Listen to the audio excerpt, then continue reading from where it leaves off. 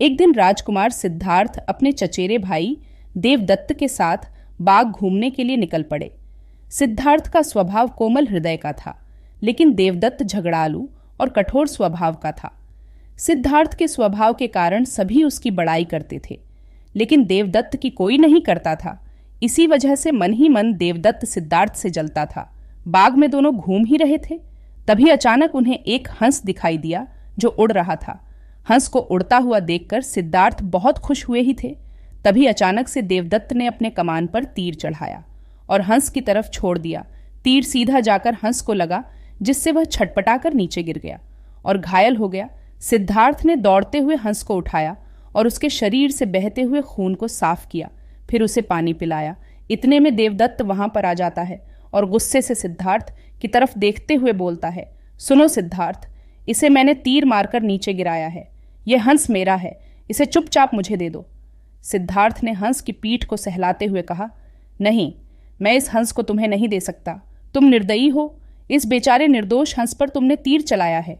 अगर मैं इसे आकर ना बचाता तो इस बेचारे की तो जान चली जाती। सिद्धार्थ की बातें सुनकर देवदत्त को और भी ज्यादा गुस्सा आने लगा। घूरते हुए उसने सिद्धार्थ से कहा, देखो सिद्धार्थ, यह हंस मेरा है, मैंने इसे नीचे गिराया है। इसे मुझे दे, और अगर नहीं दोगे तो मैं राज दरबार में जाकर तुम्हारी शिकायत करूंगा। देवदत्त के इतने कहने के बाद भी सिद्धार्थ ने उसे हंस नहीं दिया, जिसके बाद देवदत्त ने राजा शुद्धोदन के दरबार में जाकर सिद्धार्थ की शिकायत कर दी। शुद्धोदन ने देवदत्त की बात को ध्यानपूर्वक सुना और सिद्धार्थ को दरबार में आने का बुलावा भेजा। कुछ ही देर में सिद्धार्थ हंस को लेकर राज दरबार में आए। राज दरबार के ऊंचे सिंहासन पर राजा शुद्धोदन बैठे हुए थे और आसपास के नीचे आसनी पर राज्य मंत्री तथा अन्य पदाधिकारी बैठे थे और कई सैनिक हथियार लिए द्वार के निकट खड़े थे। शुद्धोदन के प्रश्न करने पर देवदत्त सर झुकाए बोला, महाराज, इस समय जो हंस सिद्धार्थ के हाथ में है वो मेरा है। मैंने इसे तीर मारकर नीचे गिराया था।